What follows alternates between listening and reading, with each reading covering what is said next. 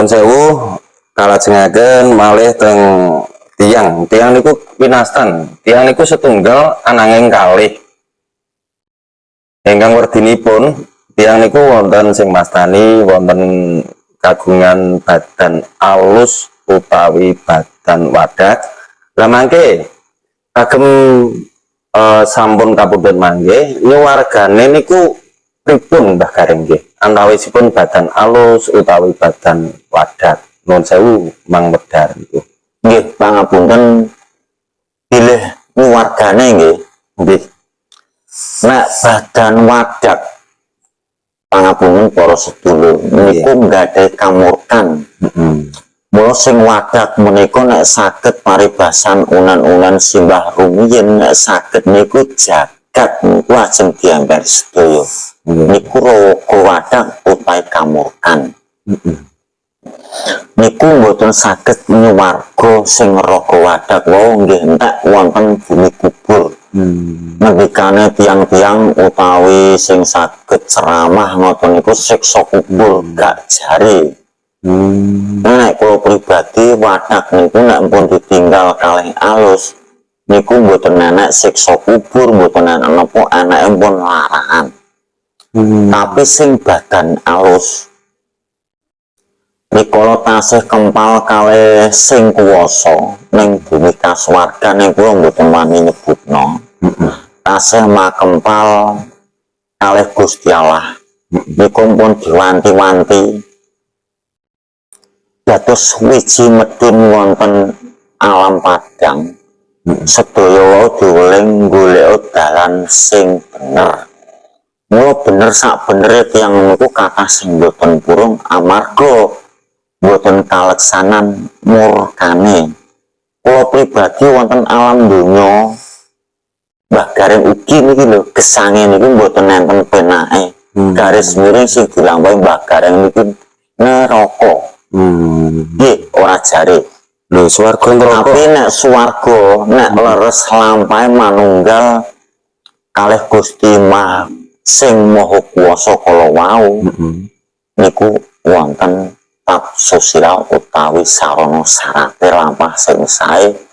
Tur sejarah wiji sejati rumiyin ngandhapi pripun dipun paringi tandha menapa lan jelase nek ulang sura kula mboten mangkun medar. Oh ngoten nggih. Nuwun sewu Mbah Gareng umpami kok sifat alus. Sifat alus niku umpami wirasan sampun nyuwarga utawi sifat alus niku dereng nyuwarga niku umpami saged diraoske napa dumununge pripun tandane pripun kados ngeten Mbah Gareng nuwun sewu umpami leluhur ingkang sampun kapundhut ingkang sampun pisah antawisipun raga wadak kaliyan raga walus menika umpami leluhur menika sampun nyuwarga kraose pripun umpami anak putune kepengin ngraoske simbah utawi leluhur ingkang sampun kapundhut umpami saged nyuwarga niku pripun ketingali Mbah? Nggih, ngaten. Ingkang ngraoske utawi pirsa sampun nyuwarga tiyang kala wau sing sampun nyaket utawi sesandine kalih sing kuwasa tur nggadahi keanehan utawi nggadahi silsilaturah sing nggadahi jangka saking Jayabaya Kediri niku saged medhar nggih saged wujudke. Nek mboten saged utawi nggadah jangka sing saking Jayabaya Kediri berarti tiyang kala wau mung angger-angger ngomong. Enten. Oh nggih wonten nggih. Wonten. Mboten saged diraoske kalian anak putu umpami kok kepengin ngraoske leluhure sampun kapundhut sampun nyuwarga napa dereng niku mboten saged nggih Pak. Mboten. Niku tiyang sing sampun pinilih utawi piniji sing nggadahi jangka. Ngoten nggih. Nggih sampun gadah kaluwen utawi saking Gusti ingkang Maha Kuwasa nggih sing nyaket. Oh ngoten nggih. Umpami enten sing winastan. Enten sing winastan ngeten, umpami nyuwarga saged ngurup nanggal utawi nitis teng anak putu niku wonten napa mboten nggih Mbah Gareng? Wonten kasebut niku sangkil silsila nyurup nanggal. Jadi munggah niku mboten munggah wonten kasuwargan kumpul kalih Gusti sing Maha Kuwasa wau, tapi nyuwargane wonten alam tengah. Sing intine manggen wonten bumi kesenengan kasebut nyurup nanggal tumingal lair. Contone peputra kala wau saged celebang celeblung omong. Jarene iki dhisik iku omahku leh ku gawe, iki leh ku dandan leh ku ngene. Tesih tapi putra kala tansah aku duwe gendul dhisik. Tak njero lemari niku teseling ditinggi niku tesih. Lah niku namine kasebut nyurup nanggal tumingal lair. Niku wonten. Saestu wonten nggih? Wonten. Kadang-kadang emut lek nggadhahi pategilan sawah sing saking daleme Allah mriko ngaton-ngaton nonton wit niki tesih timur tesleh omong celeblang-celeblung niku mun saged matur niku nyata. Ngoten nggih, ngendikane kados sampun ngayahi utawi sampun diwasa ngoten nggih. Ngendikane bocah niku wau nggih. Tasih timur tapi ngendikane emut nalika tasih sugenge nggadahi menapa lan niku wonten swarga bandang utawa alam tengah. Wonten palenggahane nggih nyurup nanggal wonten rembulan. Ngoten. Nggih. Nuwun sewu kagem wonten ingkang masani niku ngeten Mbah Gareng. Tiyang niku nyuwargane wonten kepercayaan utawi kepercayaan sanes niku wonten nyuwargane tiyang niku ngentosi dinten kiamat utawi panggilan niku pripun wedharane niku pripun niku tasih sanepa napa estune wonten niku nuwun sewu. Niku nek nenggo kiamat utawi panggilan niku tiang pinter omong utawa niku mboten nyata. Panggilan niku sing manggil sinten? Lan sing dipanggil niku napa? Pangraos piyambak. Nek kula pribadi gak jarene niku lemes sing lambe. Malah ngoten nggih Mbah. Nggih, mboten enek. Lah kok Nek sing sesandine nyaket kalih Gusti Kang Maha Kuwasa saged miwiti wedhar nggih tiyang kala wau mundi jangka sing keturunan saking Jayabaya Kediri. Lah niku saged nyatu. Nggih. Niku kepanggih. Nggih nuwun sewu umpami wujud alus, sifat alus utawi raga alus ngoten Mbah Gareng. Umpami sampun pisah kalian raga wadhak. Niku wujude napa utawi ingkang saged ketinggal utawi nganu niku wujude napa nggih Mbah Gareng? Sifat alus niku utawi badan alus. Sifat alus menika kasebut cahaya utawi sinar ning wujudan kados piyayi ingkang tasih sugeng kala wau. Niku sewujud cahaya atau sinar. Niku gak jaring kula pahami bendinten. Ngoten nggih. Niku nuwun sewu umpami kok sinar utawi cahaya. Niku tasih umpami sampun pisah saking raga wadhak niku tasih ngraoske gesang napa sipate pun lali sedaya pemikiran umpami teng alam donya ngoten niku. Nuwun sewu Mbah Gareng. Sakmenika nek raos babar pisan mboten duwe. Raos niku sing duwe sing tasih ngagem raga wadhak utawi kamurkan. Nek pun wujudan badan alus saged mirsani mboten saged ngraosaken niku wujud badan alus. Saged ngraos utawi saged matur.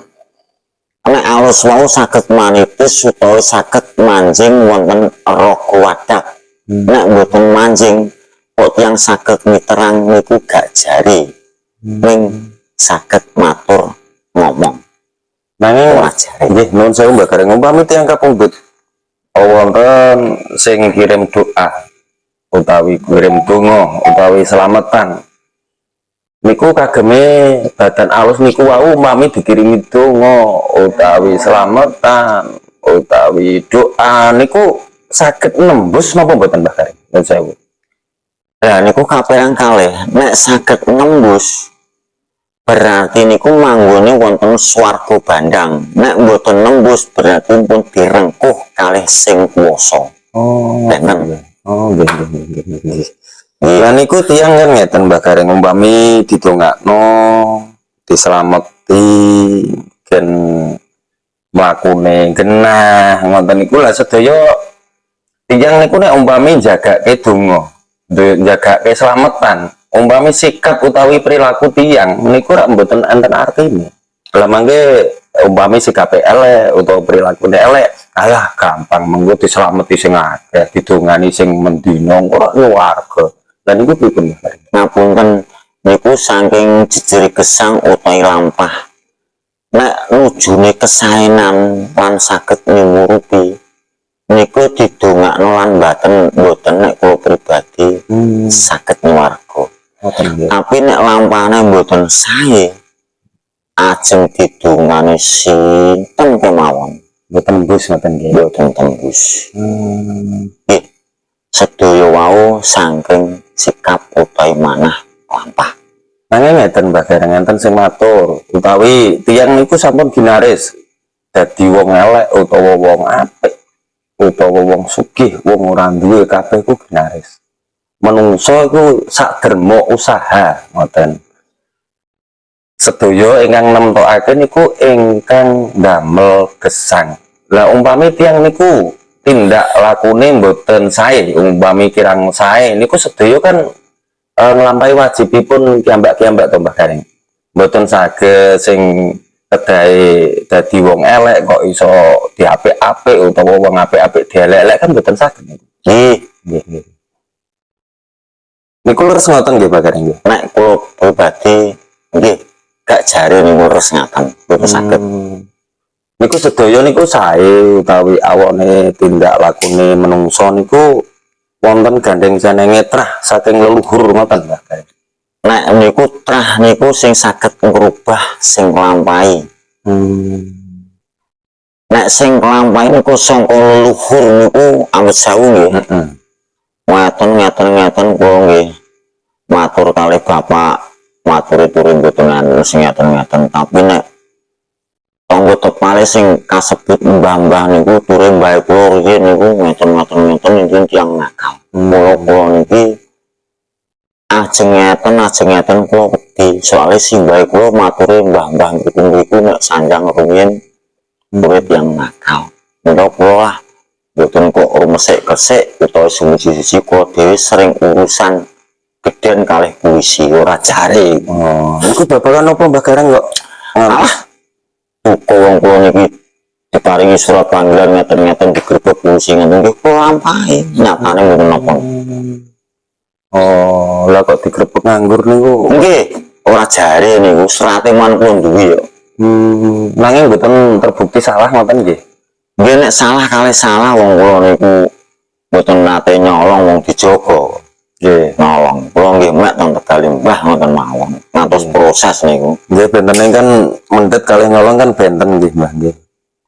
Nggih mendet nggene tinggalane mbahe utawi nggene mbahe ngoten. Nggih, Heeh. Sedaya kalau wau hukum utawi teng kepolisian nek menawi mboten terbukti salah kan sedaya niku mboten napa-napa to Mbah Gareng nggih. mboten. Nggih, matur sembah nuwun kapunggel sawetawis Mbah Gareng sanes wekdal umpami saged kalajengaken malih nuwun sewu duka mangke mbok bilih sedaya kepengin kawedhar werdi utawi ukara utawi nyelmi ingkang sanesipun kula ngaturaken agunging panuwun dumateng ngersanipun Mbah Gareng ingkang sampun wekdal punika saged medhar punapa ingkang dados pitakenan kula lan kadang sedaya ingkang saged migunani kagem gesang tumrap pabrayan agung. Kula ngaturaken agunging panuwun Mbah Gareng, matur nuwun. Nggih matur suwun bilih atur wau sampun kababaran sekedar bilih mangke mature saged dilajengaken kathah ingkang matur wonten YouTube. Pangapunten para sedulur utawi para spiritual kasepuhan, bilih atur kula kirang trep babagan masalah Presiden Pak Prabowo kathah ingkang matur bilih jabate mangke ngaten-ngaten boten ngantos purna lampahi jabatan.